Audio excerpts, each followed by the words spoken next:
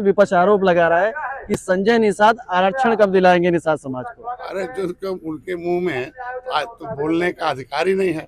जो सत्ता में रहे तो लूटने, जो जिनका हक लूटने वाले। 2027 विधानसभा चुनाव को लेकर कैसी तैयारियां चल रही है निषाद पार्टी की? ये चुनाव तो बाद में नाव वाले हैं, और नाव वाले जो जो नाव में बैठा था पिछले और धोखा दिया, ये सब चुनाव में ले जाकर उनको डुबा दिया। अब नाव में बैठी भारतीय जनता पार्टी, और जब से भारतीय जनता पार्टी के साथ आए निषाद, तो हम लोग भी सौभाग्यशाली हैं, और भारतीय जनता पार्टी भी सौभाग्यशाली है। कई बार सरकार रही बीजेपी की, लेकिन राम मंदिर बना तब जब भगवान राम के हाथ बाल सखा निषाद राज की पार्टी भाजपा के साथ आ गई तब। तो ये सौभाग्य है अयोध्या का कि हम लोग एक जो वर्षों से इस धरती का इतिहास दुनिया में पढ़ते थे, इस धरती को दुनिया के लोग नमन करने आते हैं, चंदन लगाने आते हैं। वो कौन सा राम राज, मतलब सुख का राज था। सुख का राज था, मतलब वो संस्कृति है कि एक संस्कृति हो कि औरंगजेब अपने भाई का गर्दन काटता है, अब बाप को जेल में बंद करके और गद्दी पर बैठता है। और एक ये अयोध्या की संस्कृति है कि भगवान राम को किसी कारणवश बन जाना पड़ता है आताताइयों को, कष्ट देने वालों को हटाने के लिए। और उनके भाई भरत हैं, वो कहते हैं नहीं, हक भाई का है। अभी मैं 14 वर्षों तक खड़ा हूँ, रखकर इंतजार करते हैं कि जिसका हक होता है वही उस पर रहेगा। तो ये यहाँ हक की बात है। इसके मतलब हक मारने वाले जो भी रहे हैं अब वो सत्ता से दूर रहेंगे, और हक देने वाले मोदी योगी आएंगे, और हक दिलाने वाले ही अब विधायक बन पाएंगे। हक लूटने वाले न विधायक बन पाएंगे। आज के इस कार्यक्रम के बारे में क्या कहेंगे? 20,000 कंबल वितरण का जो कार्यक्रम, सुरेंद्र सिंह के पिताजी की पुण्यतिथि है।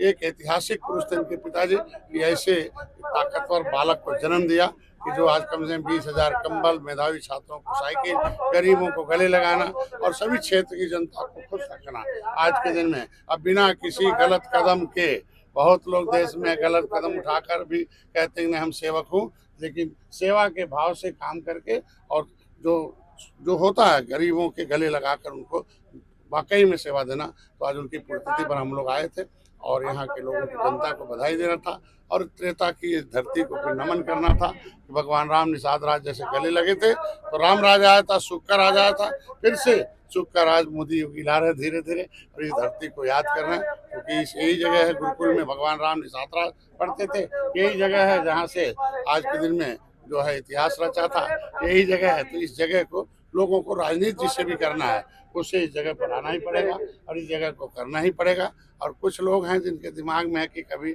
बबूल के नीचे भी एक ठो आम मिल जाता है तो सोचते हैं कि बबूली आम पड़ता है, फलता तो खत्म हो गया।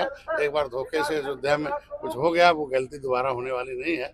और आज के बाद फिर से एक आखिरी सवाल, विपक्ष आरोप लगा रहा है कि संजय निषाद आरक्षण कब दिलाएंगे निषाद समाज को। अरे जो उनके मुंह में आज तो बोलने का अधिकार ही नहीं है। जो सत्ता में रहे तो लूटने, जो जिनका हक लूटने वालों को निषादों के बारे में कोई टिप्पणी करने का अधिकार नहीं है।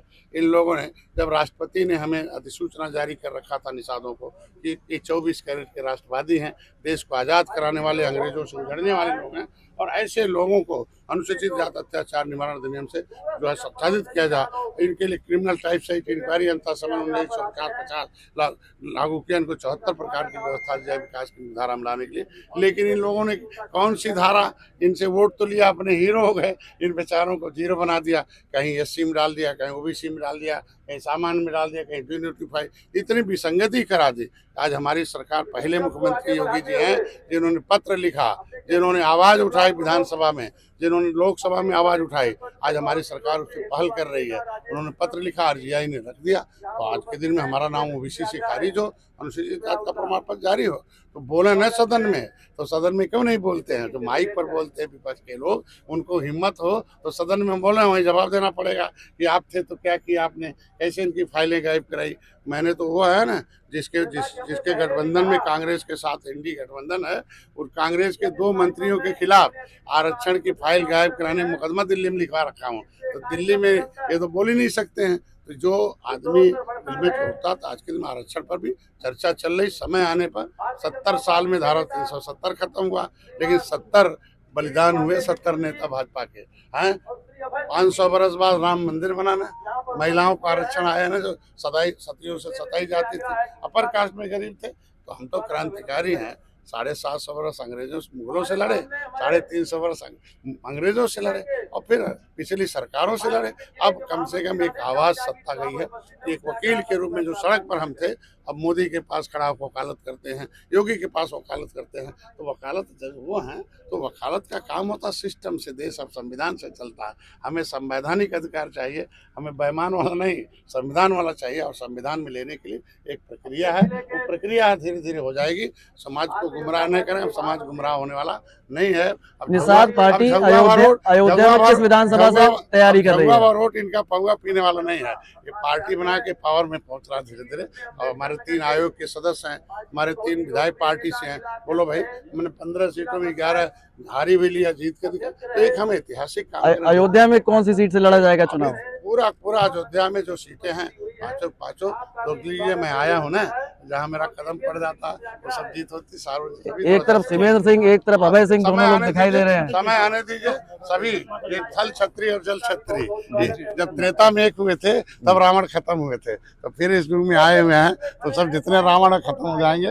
अब खाली राम राज, सुख का राज लाने वाले ही राजनीति में रह जाएंगे। अब वो सब 3-5 वाली राजनीति खत्म हो। बहुत बहुत धन्यवाद।